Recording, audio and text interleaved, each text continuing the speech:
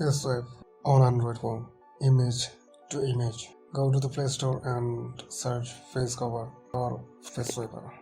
Go to the app and it will show two interfaces. They will guide you how it's done. You should select two photos to swipe.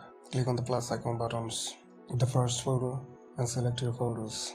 And then select another one. Select the second photos, click on the plus icon and select any photos to swipe with it. After selecting the image, just click on swipe and it will start the process. And here you can see you swipe the two pictures of the images and it's done perfectly. And you can change any photos you want and you can swipe unlimited photos and you can download the photos.